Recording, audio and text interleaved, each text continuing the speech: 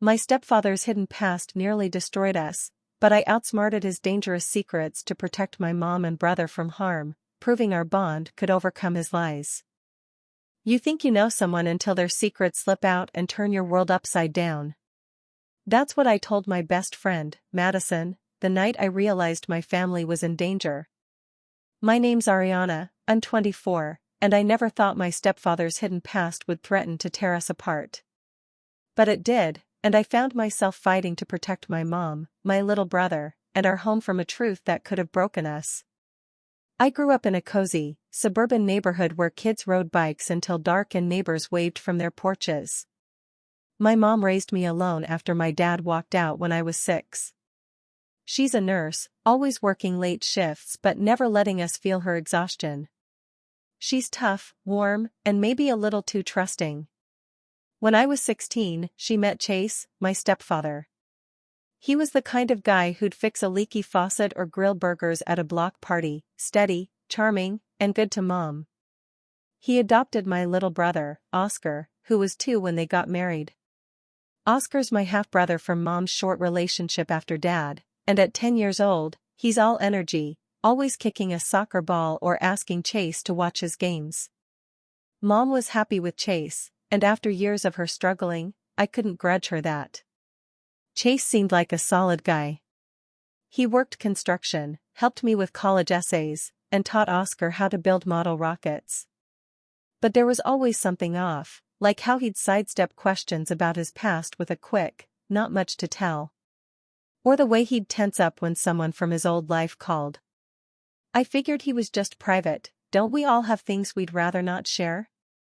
I was in my 2nd year of college, studying marketing and living at home to save money, when things started to unravel. It began with a hushed phone call. I was in the kitchen, scrolling through my phone, when I heard Chase outside, his voice sharp. I'm done with that. Don't contact me again. He hung up and came inside, looking rattled, his usual ease gone. I didn't push him about it, didn't want to pry, but it nagged at me. Over the next few weeks, he got moody. He'd snap at mom over little things, like a messy counter, and he'd be gone for hours, saying he was on a job. Mom said he was stressed about work, but I wasn't convinced. Then came the night that flipped everything. It was a Friday, and I was helping Oscar with his science homework while mom worked a double shift.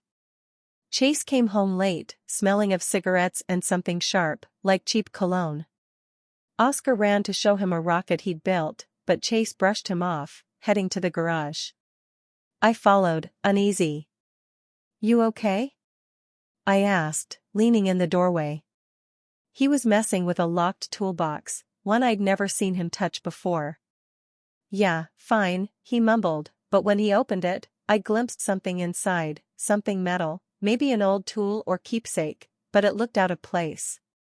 What's that? I asked, my voice tight. He shut the box fast and locked it. Nothing, Ariana. Go inside.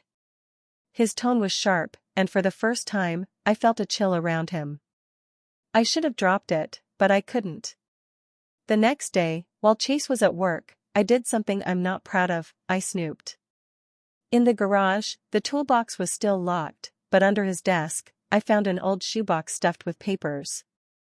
My hands trembled as I opened it.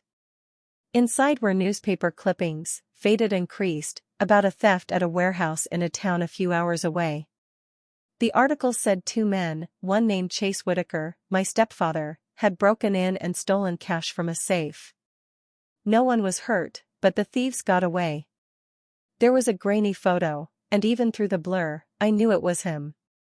The date was 10 years ago, before he met Mom. My stomach churned. This wasn't a mix-up. The secret of calls, the weird item in the toolbox, his dodging questions, it all pointed to Chase hiding a criminal past. I didn't know what to do. Tell Mom and break her heart? Confront Chase and risk him shutting me out?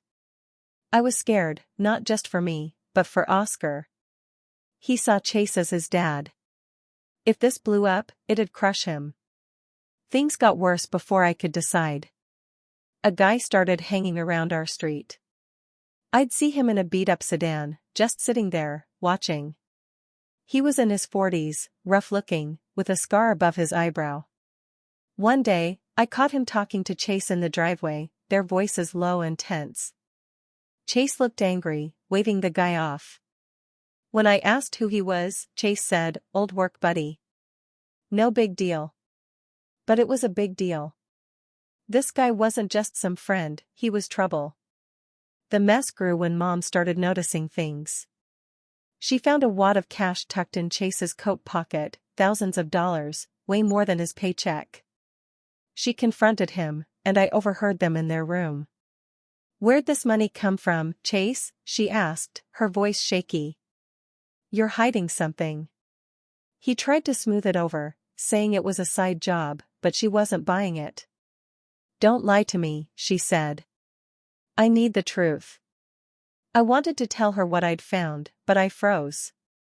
I didn't know how to handle it without making everything worse. I couldn't stop thinking about how things used to be, back when Chase felt like the dad I'd always wanted.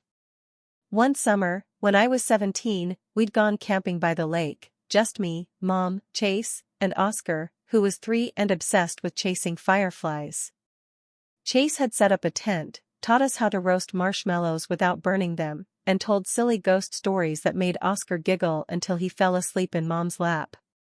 That night, under a sky full of stars, I'd felt safe, like we were a real family. Now, knowing what I'd found in that shoebox, those memories stung. How could the man who'd made us feel so whole be the same one hiding such a dark secret? I wanted to believe he'd changed, but the fear in my gut told me his past wasn't done with us. A few days after I'd seen the man in the sedan, our neighbor Brielle stopped me while I was grabbing the mail. Brielle's in her 30s, a hairdresser who knows everyone's business and isn't shy about sharing. "Ariana, you seen that creepy guy parked down the street?" she asked, her eyes wide. "He's been here a few times, just sitting there. Mrs. Carter across the way thinks he's casing houses." My heart skipped a beat, but I played it cool. "Probably just lost," I said, forcing a smile. Brielle leaned in, lowering her voice. "Be careful, okay? This neighborhood's quiet, but you never know." Her words stuck with me, making every shadow feel like a threat. I didn't tell her about Chase, but her warning made me realize Elliot wasn't just Chase's problem, he was a danger to everyone around us. The hardest part was keeping Oscar in the dark. At 10, he's old enough to notice when something's wrong but too young to understand why. One afternoon, while we were playing soccer in the backyard, he stopped mid-kick and asked, "Is Chase in trouble?"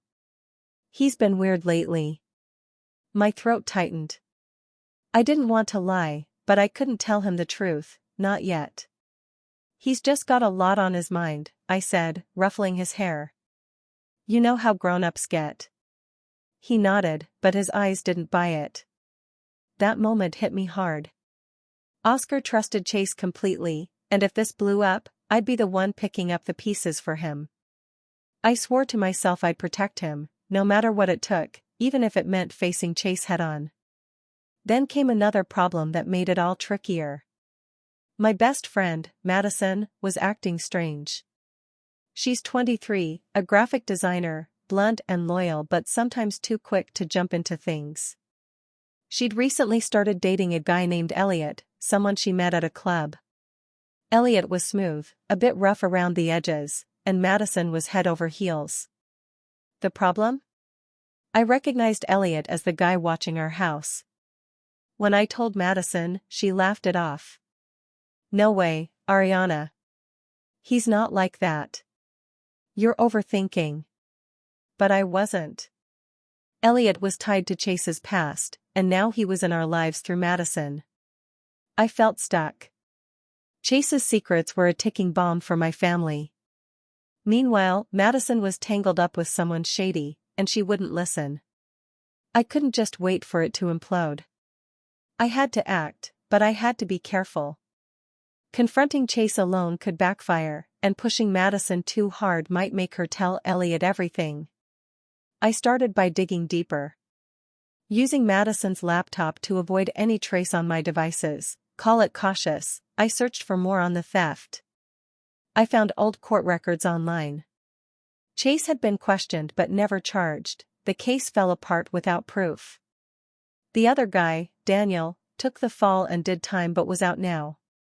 I had a gut feeling Daniel was Elliot. The timing lined up, and his lurking wasn't random. I tackled Madison first. I asked her to come over when Chase and Mom were out, and Oscar was at soccer practice. "Mads, you have to hear me out," I said, showing her the printed articles. "Elliot's connected to Chase, and they're tied to something bad." She scanned the papers, her face going pale. "This doesn't make sense," she said, but she sounded less sure. "Why would he lie?" I didn't have every answer, but I pleaded with her. "Just don't tell him I showed you this. If he's trouble, we need to stay ahead." She nodded, but I could see she was torn. Next, I had to face Chase. I waited until Mom was home so I wouldn't be alone.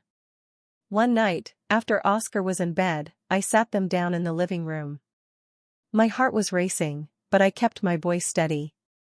"Chase, I know about the theft," I said, holding up a clipping. Mom gasped, her eyes flicking to him. "I found this, and I know you're hiding something. Tell us the truth, or I'm calling the cops." Chase went still, then let out a long breath. "I was young and dumb," he said. "Got mixed up with the wrong crowd. Daniel and I thought we could make quick cash. It was a mistake, and I left that life behind when I met your mom." He looked at Mom, his voice soft. "I love you. I love this family. I'd never let that touch you." Mom's eyes were wet, but she stayed quiet. I pushed him. "Then why's Daniel here? Why's he watching us? And what's with the cash and that box in the garage?" Chase admitted Daniel was out of prison and pressuring him. "He thinks I owe him," he said. "The money's from a job I did back then, legit savings, I swear. The box, it's just old stuff I should have thrown out." Mom finally spoke. "Why didn't you tell me?" Her voice was low but firm. "You put us at risk." Chase looked gutted. "I thought I was protecting you. If you knew, you'd leave." Mom shook her head. "That wasn't your call to make." The house was tense after that. Mom had Chase sleep on the couch while she processed it. I kept things normal for Oscar, making sure he didn't pick up on the strain. He'd ask why Chase wasn't eating dinner with us, and I'd say he was just tired from work. Madison, meanwhile, was ghosting my texts, and I worried she'd spilled to Elliot. My fear came true when Elliot left a note on our doorstep one night. Chase was out, Mom was at work, and it was just me and Oscar. The note read, "Tell Chase he can't hide. He owes me." I told Oscar to stay in his room, my hands shaking as I locked the doors. I called the police, reporting a suspicious person. They came, but Elliot was gone. I was done waiting for the next move. I made a plan. Chase wanted to keep us safe, but he was too caught in his own mess to think straight. Madison was my way to Elliot. I met her at a diner and laid it out. "Elliot's using you to get to Chase," I said. "If you care about me, about my family, help me stop him." She was quiet, then nodded.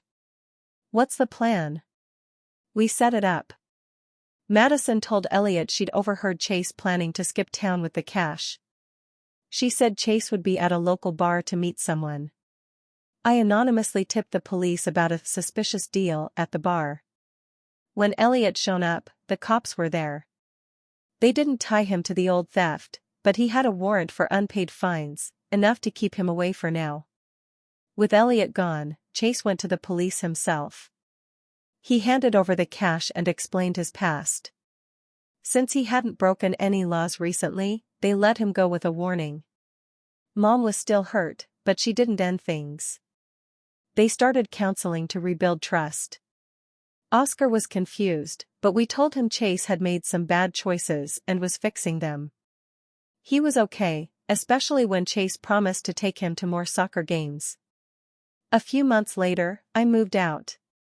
I'd saved enough from my part-time job for a small apartment near campus. It was simple, but it felt like freedom. I was stronger, like I'd faced a storm and come out standing. Madison and I stayed close, though it took time to move past the Elliot mess. She felt bad for doubting me, but I didn't hold it against her. We're all human. Looking back, I learned forgiveness isn't about erasing the past, it's about choosing to grow from it. I could have lost my family, but I fought for them, and we're tighter now. I'm curious what you think. Did I do the right thing? Should I have pushed Chase harder or called the cops sooner? I'd love your take, because I still wonder if I made the best choices. Appreciate you watching. Give it a like, hit subscribe, and catch more drama next time.